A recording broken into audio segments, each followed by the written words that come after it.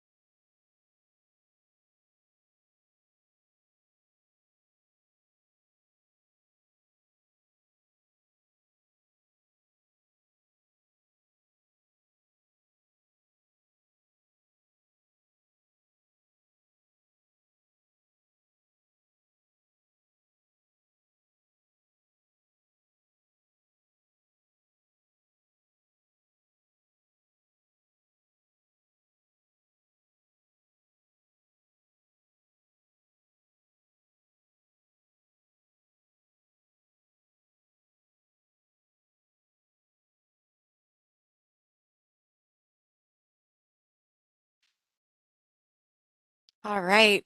Good afternoon, and thank you for joining us for the 27th webinar in the Offshore Wind series, Learning from the Experts. I'm Layla Leshmawi. I'm a project manager on NYSERDA's offshore wind team, and it's my pleasure to be joined today by our experts, Stacey Snow and Melanie Holtz with Jacobs.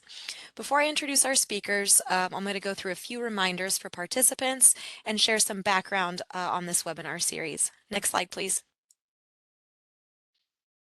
Thank you. Firstly, if you're experiencing any technical issues, please contact Sal Graven at the email address John Necroto at the email address at the bottom of the slide. This webinar is being recorded, and the recordings and presentation slides for all webinars in the Learning from the Expert series will be available on NYSERDA's website on the address on this slide. All participants have been muted. We will have time for Q&A following the presentation, so please use the Q&A function to submit your questions for our speakers. Next slide, please. New York State is working to advance the responsible and cost-effective development of at least 9,000 megawatts of offshore wind by 2035. Offshore wind is a critical component in achieving the state's goals of 70% renewable sources of electricity by 2030 and 100% zero emissions electricity by 2040. While offshore wind has been providing clean energy to other parts of the world for several decades, this industry is brand new to New Yorkers. So to provide interested stakeholders and members of the public with accessible, impartial information and opportunities for engagement on specific topics of interest, NYSERDA has been hosting this educational webinar series called Learning from the Experts to connect the public with independent experts in key topics on offshore wind. We endeavor to select learning from the expert speakers based on their expertise, not necessarily for an alignment of opinions with NYSERDA or the state of New York. So if you'd like to suggest a topic or a speaker for a future webinar, you can email us at offshorewind@nyserda.ny.gov or fill out a survey, which we'll be entering. I think there's an email to take a survey and suggest additional topics, which we're always collecting. That survey is available on our website, nyserda.ny.gov/osw-webinar-series. And please note that the views and opinions expressed in this presentation are those of the presenters. Next slide, please. So it's now my pleasure to introduce Stacey and Melanie. Stacey Snow is an offshore wind project manager with Jacobs and a professional engineer with more than 35 years of environmental, safety, and health consulting, engineering, and management experience. She specializes in managing and delivering clean energy projects and has a depth of expertise in offshore wind permitting and planning projects.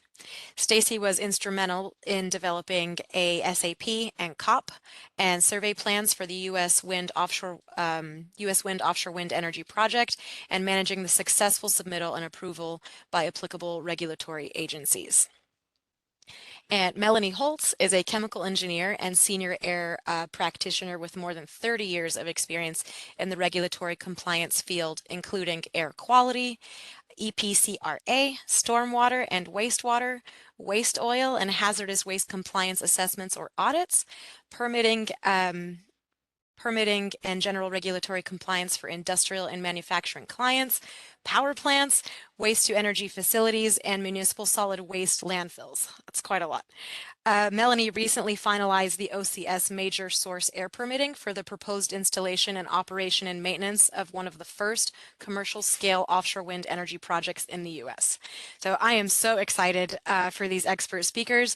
They're bringing to us a lot of knowledge and experience on today's webinar. So thank you so much for joining us, Stacey and Melanie, and I will hand over to you, Stacey. Thank you. If we could have the next slide, I think actually we have, when you go online, you'll be able to see our fabulous bios and contact information. Next slide, please. And then the next slide.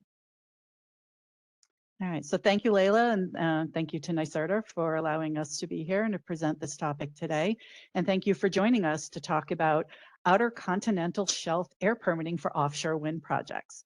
So I want to start by going through the topics that we're going to discuss today. And just to give you a sense of our scope on this, we're going to primarily be focusing in on those aspects of air permitting that are unique to offshore wind projects on the outer continental shelf. There's a lot of similarities between the permitting between onshore and offshore, but that tends to get, onshore permitting tends to get quite complicated, and we're going to really just focus on where the differences are today so you can see some of the unique aspects and challenges of permitting offshore wind farms. So the first thing that we're going to talk about is why are air permits required for offshore wind projects? My background, as you can see, is in environmental permitting and compliance. And my entry into the offshore wind space was when I was asked to support air permitting for an offshore wind project. And my first question was, why is an air permit needed for an offshore wind project? Isn't that the whole point? They don't have emissions. We're using wind as a fuel source, and why would an air permit be needed? So we're going to start by talking about what are the air emission sources that are associated with offshore wind. And you will see there are many, and how they get factored into the permitting process. And then my second question was, well, who would regulate these offshore wind air permits? They're out in the ocean. So we don't have those traditional regulatory structures out there. So who regulates it? So we're going to go through those applicable regulations and some of the history behind it, so you can get a sense of how that came to be that these projects are subject to air permitting requirements. Then we'll talk about the OCS air permitting process. We're going to go through some specific definitions that apply to outer continental shelf permitting that are unique to this aspect of the air permitting process that you wouldn't see on a shore-based facility. We'll go through some of the aspects of that process. And then we're going to talk about some typical air permit conditions, what you can expect to see as requirements in your permit. And you're going to see that some of these are typical to what you would see on a shore-based facility, but some of them are going to be quite different, and they're going to require some innovative record-keeping mechanisms that it's helpful to start thinking about during the planning stages of your process, because there are concerns that you're going to have to consider later in the process. And then we'll talk a little bit about just the future of OCS air permitting. The offshore wind sector is a very green and innovative sector, and it's constantly maturing and evaluating new ways of not just producing a renewable energy source, but also how we can do it in a way that minimizes the impact on the environment. So I'll just give you some examples of what some developers are looking at doing to reduce the overall air emissions of the project. Obviously, the wind turbine itself is a fabulous start, but some of the equipment that is used in the construction and operations and maintenance, and where we can reduce those emissions as well. And then we'll talk about some of the EPA emerging issues. This is still a new program, and there's still a lot of areas that are still being evaluated, and where there are still some questions, even amongst the regulators. And we'll talk about some of the changes that have occurred just over the last few years, and some of the things that EPA is still looking at and trying to decide where they're going to go and how they're going to regulate this in the future. And then there's a list of resources at the end that you'll be able to if you want to do more research afterwards because you find this so exciting, you'll be able to get more information from those resources. Next slide, please. So we're going to start by talking about some examples of air emission sources that are related to the construction, operation, and maintenance of an offshore wind development. We'll start with the installation vessels. There's some vessels that are unique to the offshore wind process that, things like jackup vessels and cable installation vessels, and that we don't see on shore-based applications. And so at this point, my next question when I was working on this was, but vessels are mobile sources. Why would they be part of this air permitting process? And what you'll see is that EPA regulates them as stationary sources, which is typically what we see in an air permit, is we're addressing the emissions from stationary sources. So they look at the vessels when they're functioning in a stationary source capacity. So example, a jackup vessel, when it is anchored to the seafloor, when its legs are deployed and it's attached to the seafloor, it's considered a stationary source, an OCS source, outer continental shelf source, and is subject to air permitting regulations during that time frame. So we'll talk about some of these different vessels and how this aspect of being a stationary source, but also something that moves around, how that is addressed in the permitting process. We'll also look at operation and maintenance vessels. They have emissions as well. Crew transfer vessels, service operation vessels, and we'll talk about how those are regulated. And these permit requirements do include domestic and foreign flag vessels. And that's an interesting twist that we have to address. Many of these vessels that are unique to offshore wind, such as jackup vessels, right now are currently only available in Europe and other parts of the world. So they're coming in from other countries that aren't necessarily used to working with the US EPA and EPA requirements. So another wrinkle that we have to think about while we're designing and planning our projects. And then there's also engine generators out there. For example, the meteorological equipment buoys, the MET buoys, some of those have backup generators on them, diesel-fired backup generators. The wind turbines, even though they're out there generating power, they may have a small backup generator for black start or when they need auxiliary power to run their control systems. And then the offshore substations generally have a fairly good sized generator on them for backup power. So something that we think of as relatively clean, renewable energy source, there are air emissions associated with that. But I put a note at the bottom there. I do want to point out not all offshore wind air emission sources are considered outer continental shelf sources for permitting. So we'll go through that when we go through the regulations. But just kind of gives you the broad framework of what you can expect for air emissions from an offshore wind project. Next slide, please. And this just is to give you an example of some of those air emission sources we talked about. On the left there, you'll see we've got the wind turbines. They may, like I said, they may have a generator on them. We've got a jackup vessel, a jackup barge in this case, but that's going to have cranes and other potential air emission sources. Our offshore substation may have a generator on it. And then the MET buoy over there, you can see it's out there. It's got its solar panels and its wind turbines and its backup batteries, and it's doing all of these fabulous data collection opportunities with renewable resources. But just in case there's not enough power for all of that, there is over, if you look way over on the right, you'll see a little tag there that points to the small, very small generator that may be present on these MET buoys and a small diesel fuel tank. Just to give you an idea that yes, there are air emission sources associated with offshore wind. Next slide, please. So then why are air permits required? What are the applicable regulations? And you'll see that it is actually in the Clean Air Act. There was a requirement for EPA to establish air pollution control requirements. And you can see I've underlined there that are the same as onshore requirements. And that's going to be important later when we get further into the permitting requirements. And that are located on the outer continental shelf that meet the definition of an outer continental shelf source, which we'll talk about, and are located within 25 nautical miles of a state's seaward boundaries. So this was directed in the Clean Air Act for EPA to establish the set of regulations, which they did under 40 CFR Part 55, the Outer Continental Shelf Air Regulations. And you'll see these were promulgated by EPA in September of 1992. And we didn't have any offshore wind projects going on in 1992 that I'm aware of. But these regulations were initially developed for the oil and gas industry, for offshore platforms and other aspects of that industry. And there was a requirement to control air pollution from these sources. Next slide, please.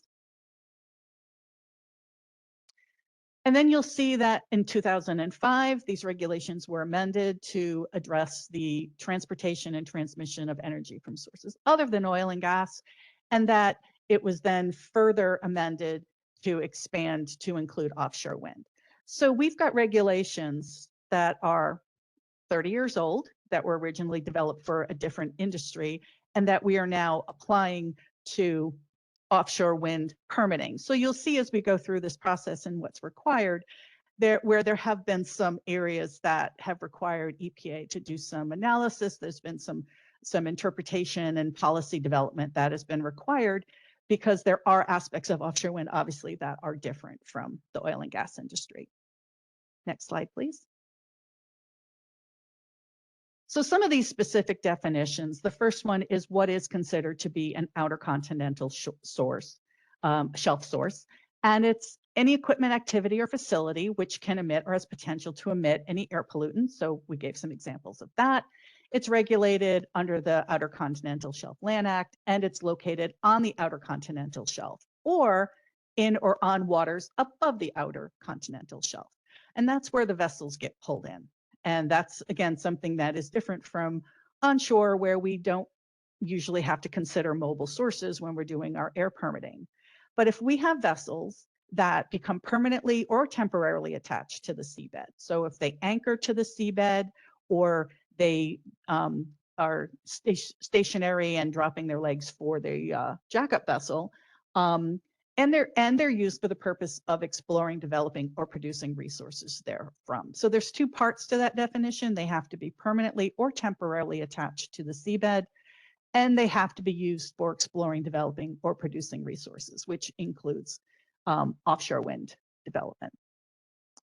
So that's one aspect of the definition, or if they're physically attached to an OCS facility. So if they are a crew transfer vessel that comes up to the wind turbine and attaches to it so that they can transfer the technicians onto the wind turbine, that is going to be considered physically attached. And at that point, those stationary source aspects of the vessel, while it's there, they will be regulated and will be subject to permitting. And then in addition, when we're determining whether these permitting regulations apply, we usually start by looking at what are the total potential emissions from the project. So when we do that calculation, we look at what the different sources can emit, and then we compare that to the regulatory thresholds to see if that particular permitting is required. In this case, we have to include those emissions from those vessels while they're en route to and from the source when they're within 25 nautical miles. So as you can see, we're already getting into some fairly complex calculations. We have to know a lot about the project and how it's going to be designed, how it's going to be constructed, how it's going to be maintained, and that we're going to have some interesting challenges when we start looking at record keeping. So if we could go to the next slide. Give you some examples of what that might look like. So when we're looking at a definition of an OCS source, a wind turbine is permanently attached to the seabed. It's being used to produce energy. That's fairly straightforward. You can see we've got our jackup vessel there that's temporarily attached to the seabed. And then we've got a tug or a support vessel there, and that's operating within 25 nautical miles of the source. We're going to have to estimate the emissions from that vessel, and we're going to have to include that in our potential emission calculations when we're looking at applicability for the various air permitting regulations. And then on the right, we have a crew transfer vessel that is physically attached to an OCS facility. That is also considered a stationary source and therefore an OCS source. Next slide, please. So some examples of more specific examples of these particular vessels. We see a jackup vessel or barge. It's an OCS source when it's attached to the seafloor. And while it's attached to the seafloor, all the emission units, including the construction equipment, are subject to OCS permitting requirements. It's no longer an OCS source when fewer than 3 legs are attached to the seafloor. So as you can see, these are some policies that EPA has had to develop. They've had to look at these specific vessels and say, how are we going to address this, and when is it a stationary source and when is it not a stationary source? And this is the definition that they have come up with. While it is transiting within the 25 nautical miles of the source, we do still need to calculate the emissions for determining whether or not various air permitting regulations apply. Next slide, please. Another example is a cable laying vessel. Some of them use pull ahead anchors. So when you have that anchor attached to the sea floor, it meets that first part of the definition of an OCS source. However, because it's laying cable and it is not considered being used for the purpose of exploring, developing, or producing resources, it doesn't meet the second part of the definition. So EPA has determined that it is not considered an OCS source and there are no specific requirements in the permit itself. However, it is still associated with the development, and you still need to, again, do those potential emissions calculations when determining regulatory applicability.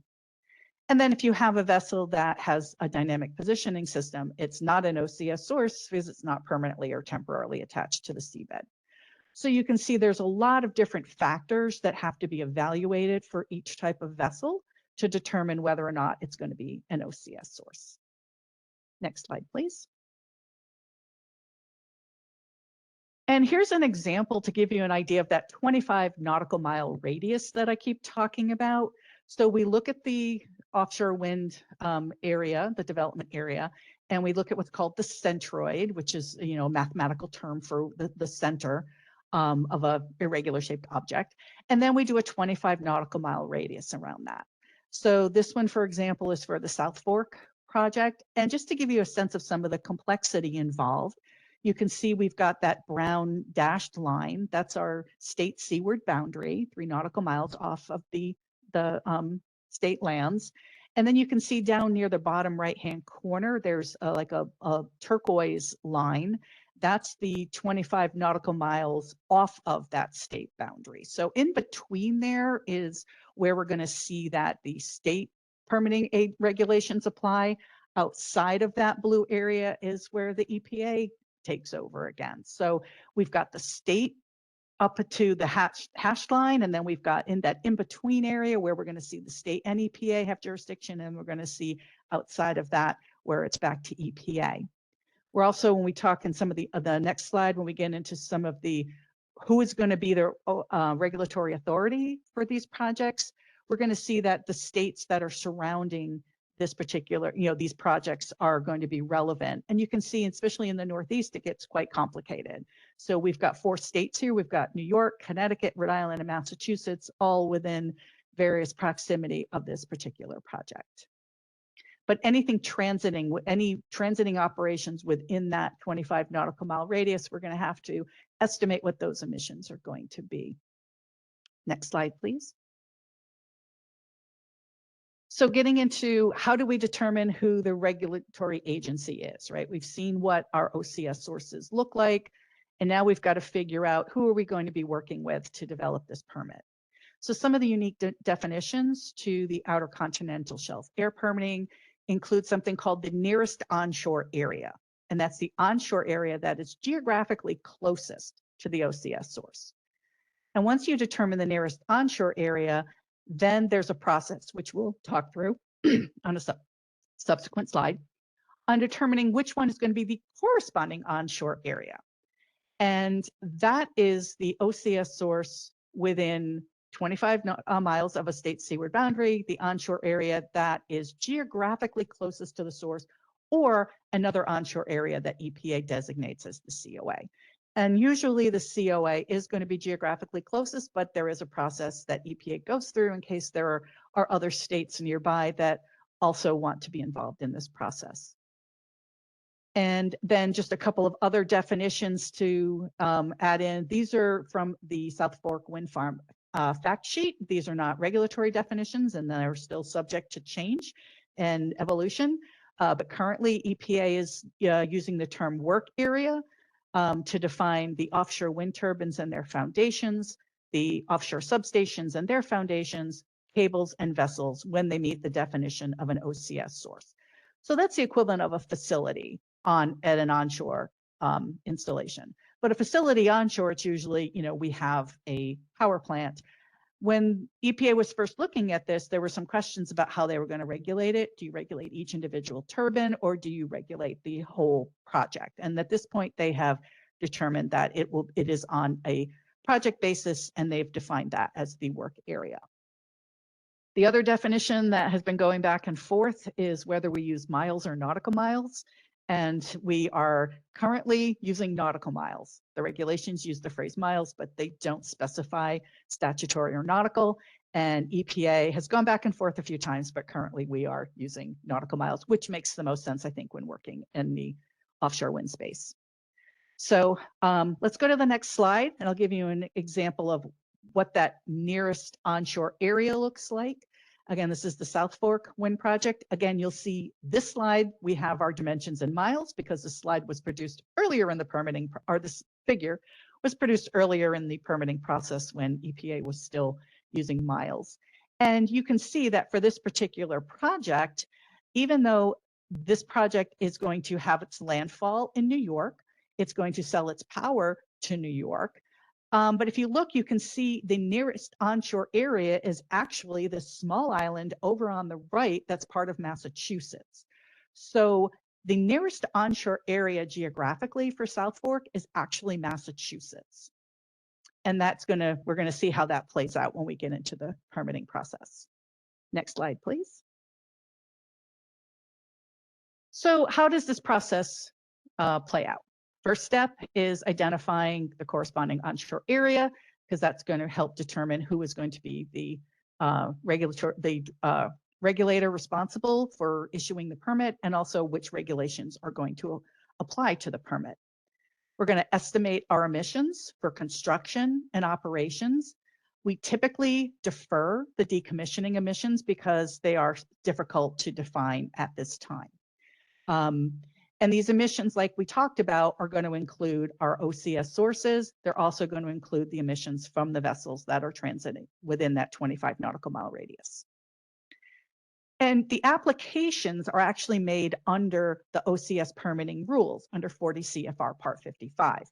However, EPA considers this to be an umbrella permit. So it's going to include all of those other traditional onshore type permitting requirements, such as the list you see here: NSPS, NESHAPs, NSR, PSD, non-attainment requirements, Title V requirements, and then state and local requirements that are applicable in the COA. So once that corresponding onshore agency is determined, the project will be subject to state and local requirements in that COA. And then again, except for once we get way out on the outer continental shelf and we're outside of that little blue line or turquoise line that I showed you earlier, that 25 nautical miles off of the seaward boundary. So as you can see, there's quite a lot of complex regulatory requirements that have to be assessed for the full air permit. We're not going to go into these right now because it would be a much longer webinar. We're going to stick just to those things that are unique to OCS. But just so that you're aware, all of those other types of requirements may potentially be incorporated into this offshore outer continental shelf offshore wind air permit. Next slide, please. And then just like on the state, on the onshore type permitting, the permitting process can be delegated to the state. So a lot of our air permitting regulations now that we typically work with, EPA has delegated authority to the states. They have a state implementation plan that EPA has to approve. But if they approve, then those regulations, then the state has authority over those regulations for onshore permitting. For the OCS regulations, they're typically implemented and enforced by the local EPA regional office.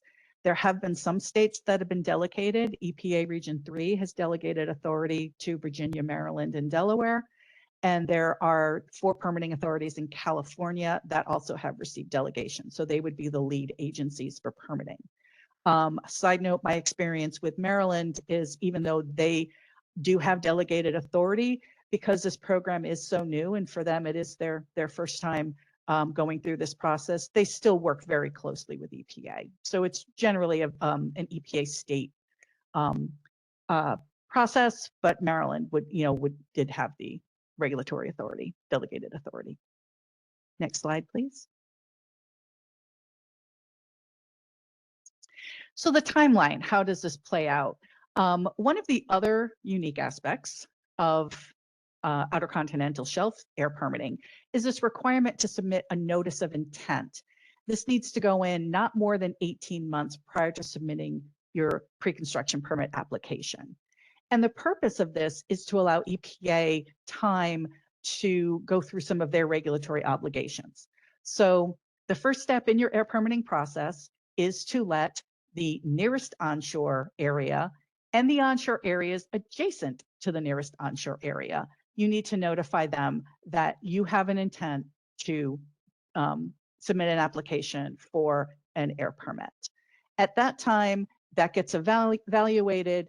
There's 90 days for those agencies to ask EPA if they can be the corresponding onshore area, the COA. Once those requests come in, EPA determines who will be the COA, and there's a time frame when that has to happen.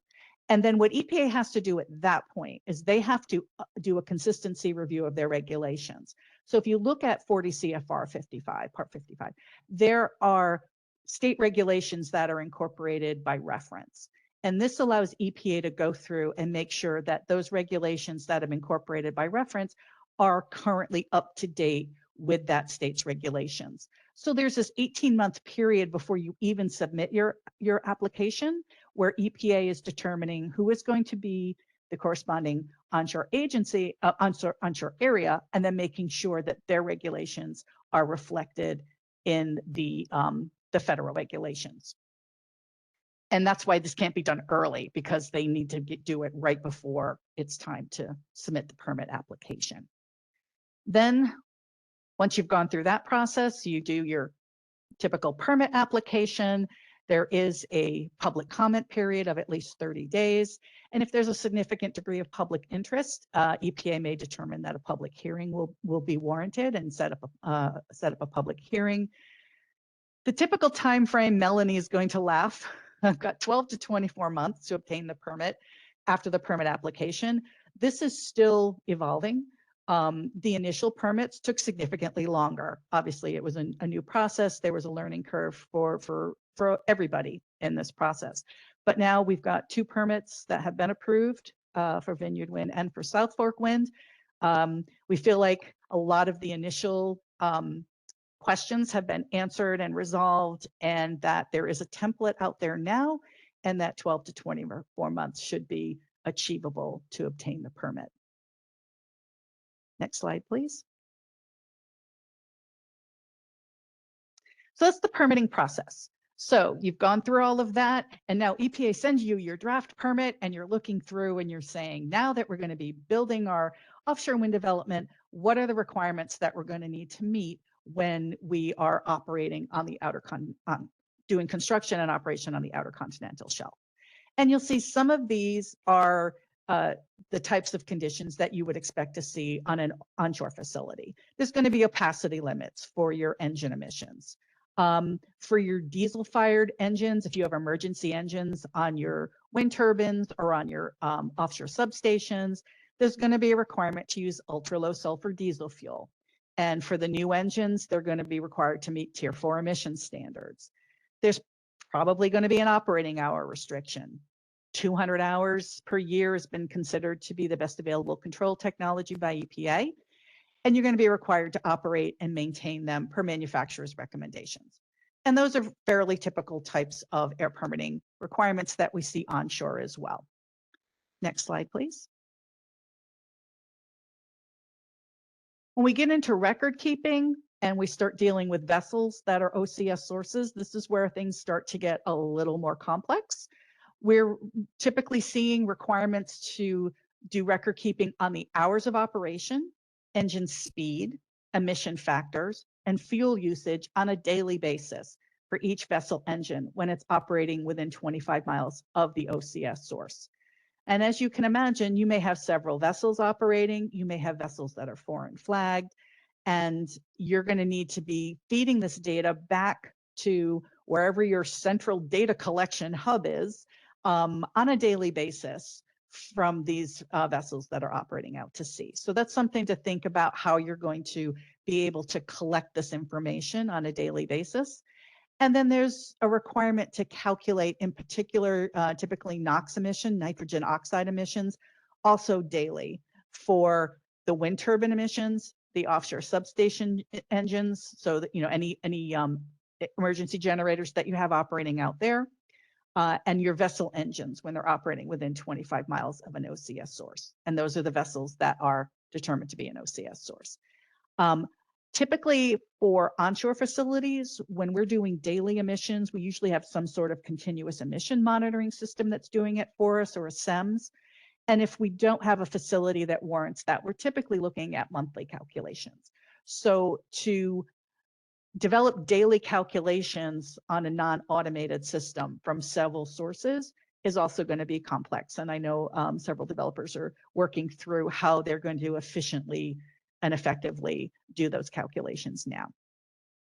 You need to keep track of the make, model, maximum rated power output, cylinder size, manufacturing date of each engine, whether it's domestic or foreign flagged for your vessels, manufacturer's engine certifications, and your fuel supplier certification. So a lot of that, again, is similar to what you're required to do for onshore facilities, but now you have the added complexity of you have various vessels operating at various times. It's not like on an onshore facility where you install your boiler and there it is. You know, we've got a lot of changes that are happening on a fairly regular basis. Next slide, please. And you'll also see when the vessels are operating as OCS sources, so when they're in a stationary position and operating as a stationary position, they're going to want to see that they're using what are called Tier 4 engines. Those are the least polluting engines available. There are caveats, though, because again, this is still a developing industry, and you may not be able to find a vessel that has a Tier 4 engine. So if you need to use something that maybe is at a Tier 3, you can use that, or if the total emissions would be higher. If, say, for example, you needed a fairly small vessel and the only one available with a Tier 4 was much larger and the overall emissions would be higher than they would be if you use the smaller Tier 3. So again, these are some complications that need to be factored into your planning when you're determining what vessels you're going to be using. There may be a requirement to do a visible emission test using EPA test method 22. When you have your jackup vessel out there operating. That's what we saw in the South Fork permit. And again, using your low sulfur diesel fuels, good combustion practices, and good operating and working practice standards. So again, those are fairly typical. So the differences here are making sure that you have access to vessels that have the highest rating for pollution reduction for their engines. Next slide, please. And then one of the other areas where there's been some changes lately has been in the area of offsets. So for facilities that are have the potential to emit above certain thresholds for pollutants, and in this case, what we typically see for the vessel operations, the pollutant of concern is the nitrogen oxides, the NOx emissions. You may be required to purchase, the developer may be required to procure continuous emission reduction credits to offset the emissions from the project. And initially, EPA's interpretation was that applied to emissions from both construction and operations. after Melanie worked through some of those interpretations with them and they did a further review, they have recently issued guidance or an interpretation indicating that the offsets are only required for the operational portion. And that's consistent with what we see for onshore facilities. The difference being onshore facilities, typically most of their emissions are associated with their operations. For offshore facility, most of the emissions are associated with that short-term construction period. And then once they're operational, again, getting back to the beginning of our presentation, that's the whole point. The emissions are much lower when they're operating, and they're just basically associated with the operation and maintenance vessels and any emergency generator use that occurs while they're operating. Next slide, please. So that's the permitting process and what you can expect to see in your typical air permit. And then what's the future of air permitting? I see the future of air permitting as eventually we won't need them because all of the vessels and engines and other sources that are associated with the with offshore wind development are going to be going to greener technologies, and we won't have the emissions and they won't be subject. But I'm a very optimistic person, but I think we're going to get there. And these are some examples of what some of the different developers and equipment manufacturers are working on. For example, Atlantic Wind Transfers has just recently ordered I think 6 new crew transfer vessels that all have Tier 4 engines. All of these newer vessels that are being built to support this industry will have Tier 4, the lower air emissions engines. We're seeing plug-in hybrid service operations vessels. Empire Wind is looking to procure a vessel that will give them the option of using going out and setting up charging buoys out at the offshore wind farms and charging their batteries and operating off of battery power for certain periods of time, and with the hybrid engine in case they still need to provide the backup support, but that will reduce emissions. Looks like Hydrocat is building a hydrogen diesel fueled, so like a dual fuel crew transfer vessel. When we start looking at the potential for offshore wind to install electrolyzers out to sea that will convert the excess electricity into hydrogen, well, we're looking at that as a potential fuel source for some of the vessels and also the engine generators. RWE is looking into establishing a hydrogen powered emergency generator on their offshore substations and generating the hydrogen on site and storing it on site to eliminate the requirement for diesel fuel. And then Van Oord is currently looking at procuring a methanol fueled installation vessel. So that would significantly reduce the greenhouse gas emissions associated with that. So a lot of effort being put forth to reduce the air emissions even further for these types of projects. And that will all affect the permitting. It'll affect the potential emissions and the different regulatory thresholds and whether they will apply. Next slide, please. So the future of OCS air permitting, these are some of the issues that EPA told us they're currently working on. We haven't been negotiating some of these, so I don't have a lot of specifics on them. This is right off the slide they gave me, but just to give you a sense of some of EPA's concerns and where they're still trying to determine how they're going to apply these regulations to offshore wind development. One of the questions that they still have is, does the air quality modeling analysis requirements apply during extended construction periods? So right now they've been looking at 1 year to 2 years for most of the projects, but when it gets out to greater than 2 years, how does that modeling analysis have to be adapted to that? And then they're also looking at how these OCS permitting requirements apply during constructions versus how they apply during operations. And we saw that with the offset situation where it only applies during operations. It does not apply during construction. So they're still working through some of those aspects. And then they're also still looking at as whether separate wind farms should be aggregated.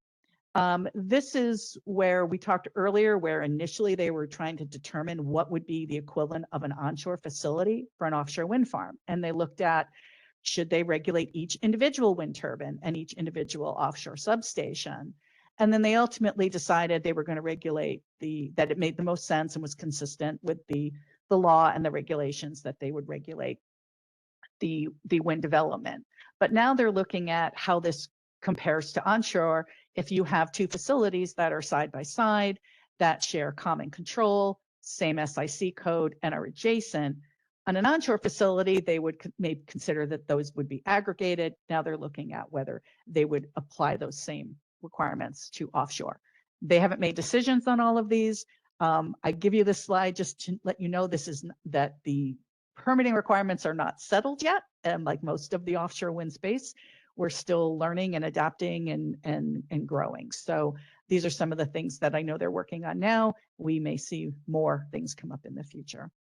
Next slide, please. So sort of as a summary, just to keep in mind, these types of permits are still relatively new. As far as I know, I think there's still only 2 out there.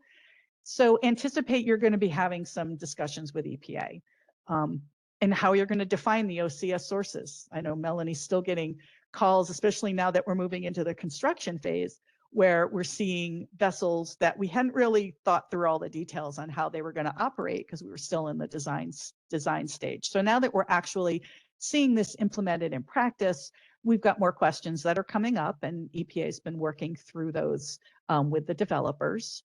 You're going to want to talk about the permit requirements and what is going to be feasible and not unduly burdensome, and also the modeling. And I really didn't touch into modeling on this during this presentation because that is probably something we could do a whole nother webinar on. So, but modeling, air quality modeling is typically required, and there's still a lot of discussions on how you do that for linear sources like vessels and all of that interesting technical detail. And then you want to be prepared to identify your various construction and operation scenarios, because there's going to be fairly significant analysis when you start getting into the details, but between determining what is going to be part of your regulatory threshold determination for your potential to emit, and then which ones of your sources are going to be OCS sources that are going to be functioning as a stationary source, and then how you're going to procure the installation, maintenance, and support vessels, because that's highly variable, and how you're going to track all of that data.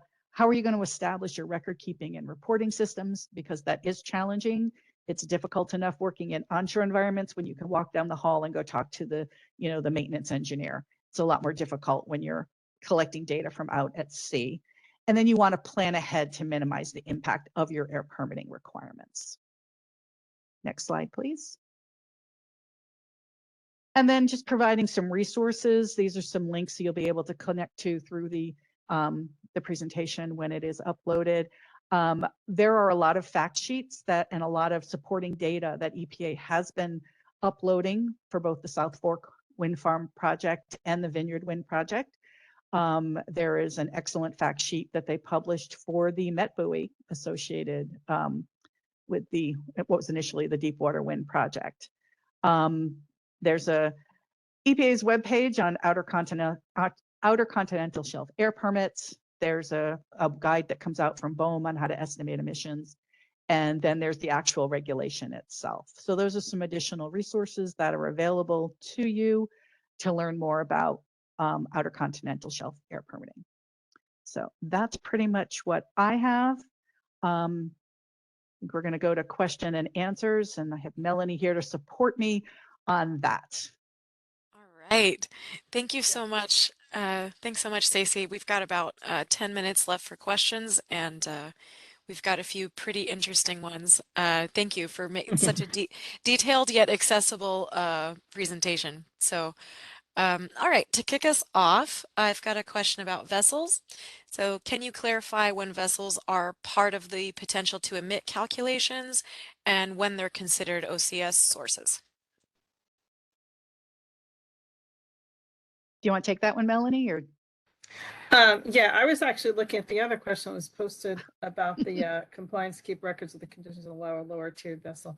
They're OCS sources if they are attached to the seabed, and the potential to emit would be within the 25 nautical miles, and it's supporting the activities of the OCS source.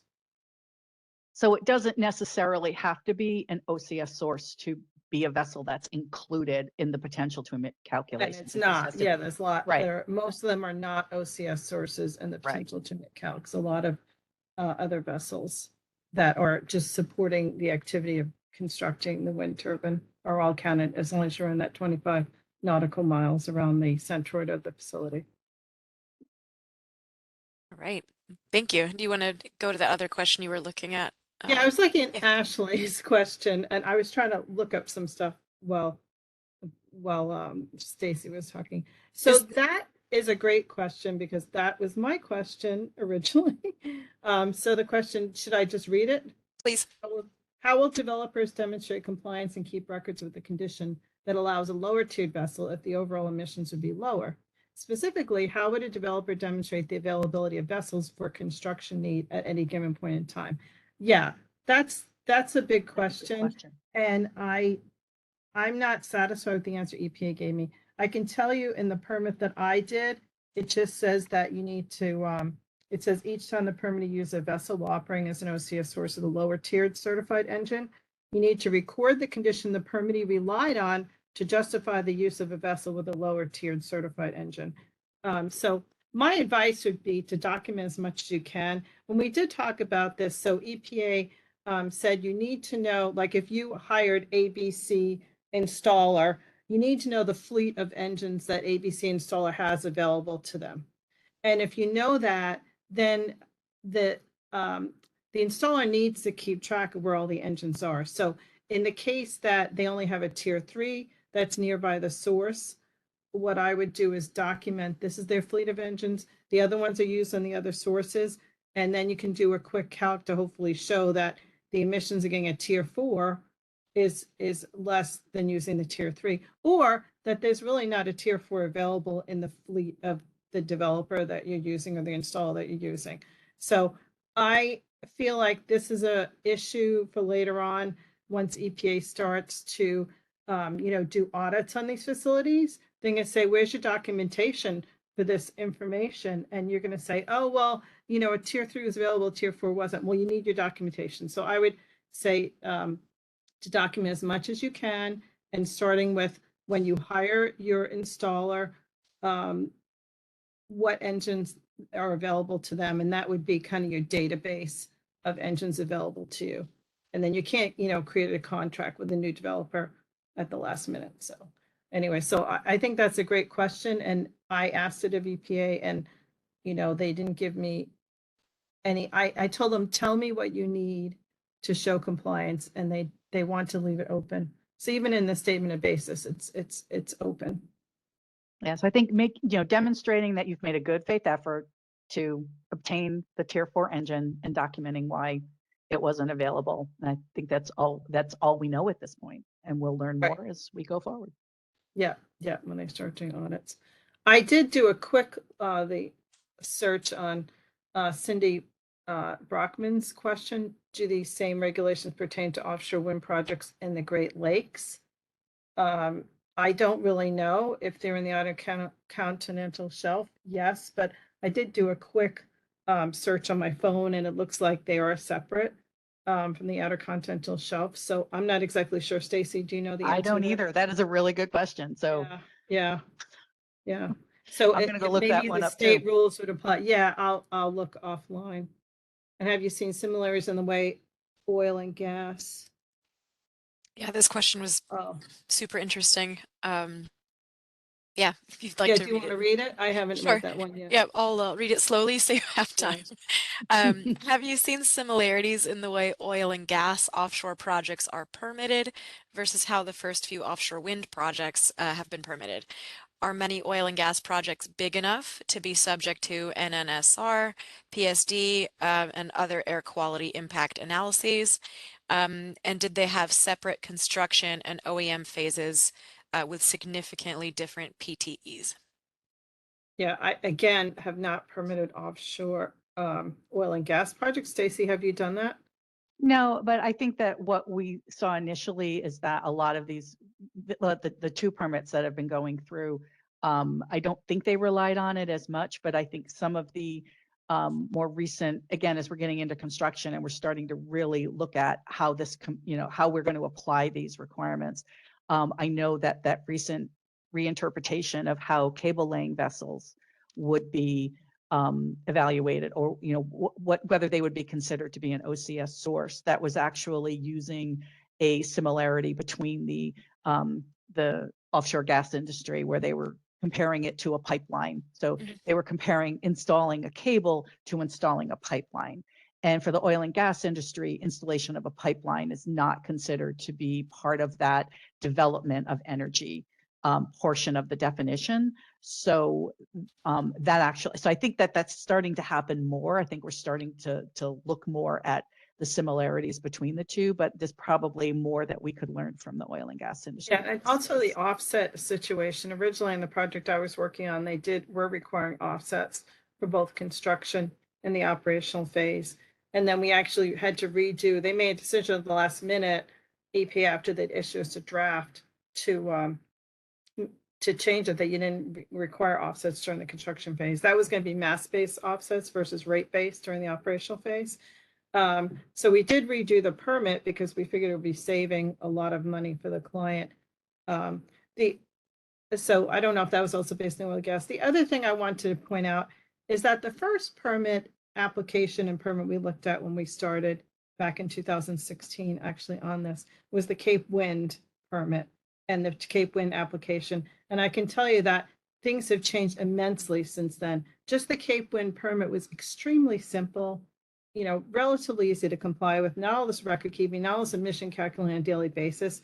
So that was that change. Our expectations changed, because originally we didn't think it was going to be as complicated, but EPA, as they got more into how to implement these regulations, they did change their mind several times during the course of our permitting exercise. And they obviously changed their mind to be more stringent, and making it harder really for the development of wind energy, in my mind, because now there's so many details like the tier backup and the opacity readings every day on the installation vessel engine. There's a lot of record keeping, and some of the wind developers are creating teams of people for compliance and trying to figure out how to keep track of all the record keeping. So it's been a lot more complicated. If you had looked at Cape Wind in the past, just ignore that, because that's not the way they're doing permitting. You need to look at Vineyard Wind or South Fork, and that will give you a better idea. Even when I was preparing for this, and I was reviewing Vineyard Wind and South Fork, and you can see where there's been changes just between those two, and they were both around the same time frame. And the fact that we are looking at the COA, and I might have mentioned this, I don't know if I did, but this was one of the things I wanted to point out, because I know this is a New York centered audience, is that for that South Fork Wind project, even though the power was going into New York, the regulatory authority for the state requirements was Massachusetts. So that South Fork permit has to meet Massachusetts state requirements, because that was the nearest onshore area, and they wanted to be the corresponding onshore area. So we did contact the other states, and the other states agreed that Massachusetts could be. It's also in the Northeast. A lot of the states have very strict regulations. That was part of it. I think if we were in an area that maybe the closest area or the nearest onshore area had less strict regulations, I think EPA would defer to the state. Also, the state would fight if they had stronger regulations, and the wind energy installation was closest to them. So we did try to see which state had the most strict regulations, and they were very similar. So I don't think New York State was going to fight us if we used Massachusetts regulations anyway. Yeah. All right, we're almost out of time. I did want to ask one last question, and hopefully folks can hang on. And so thank you for the fantastic presentation. I agree. It might be a challenging question, but are you seeing any movement from the regulatory side to expand the emissions regulation to also cover Scope 3 in the future? So in the terms of greenhouse gas, I'm assuming. Yeah, The scope assuming 3. I'm assuming it's I haven't seen anything. Really, what we typically deal with, for at least for this piece of it, the air permitting, are the criteria air pollutants. So things like NOx and SOx and VOCs and particulate, generally not greenhouse gases. So we look at that as more part of the BOEM process when we're looking at the NEPA analysis and overall air quality impacts. But for the air permitting, we don't see any greenhouse gas component to this. It's primarily the criteria air pollutants. And I can address the credit requirement change associated with the fact that there weren't enough emission credits out there to cover them. So I'm not exactly sure if that's really, maybe I need to read this. The change in credit requirements may also have been associated with the fact that there just aren't enough emission credits out there to cover the construction operation for all OCS, all OSW offshore wind projects. I know there've been an issue in Massachusetts once they got through Braden Point. Okay, so there's two issues here. Is that construction emissions are going to be mass-based emissions, and the mass-based emissions don't expire. And also, we now have an agreement with Massachusetts with New York, and New York's don't expire at all. Massachusetts, actually, the credits, the operating credits, the rate-based expire in 10 years. So I think for the construction emissions, there probably were between, New York and then anything. Like I had a client that they had rate-based emissions, they were going to expire. So we ended up converting them to mass-based emissions, and I think we got 10-to-1 conversion. So it does create a lot of, mass-based emissions that you use for the construction phase. So I think it was more that stationary sources on land do not require offsets for construction emissions. And so that I think we were fighting that in the beginning, and I hope that that was part of the decision. And it's always the operating emissions, that usually requires the offset. So anyway, just a quickie on that. all right. Thank you. Thanks so much. I wish we could keep going, but we are out of time. Next slide, please. There we go. So thank you so much for joining us for this Learning from the Experts webinar. And a reminder to everyone that the webinar recording and the presentation slides will be available at nyserda.ny.gov/osw-webinar-series. Our next webinar in this series is on Wednesday, November 9th. It is at 11 a.m. I know they're normally at 1 p.m. Eastern Time. This one is a couple hours earlier. And Hendrik Skov with DHI will be discussing movement models with the New York Bight. You can register for future webinars through our events page at wind.ny.gov. And again, if you have requests for future topics that you would like to hear about in this series, please email us at offshorewind@nyserda.ny.gov or fill out the Learning from the Experts survey posted on our website. So as always, we really appreciate your participation and your feedback as we plan for future events in this series. So thank you so much to our speakers, and thank you all for joining us today. Thank you.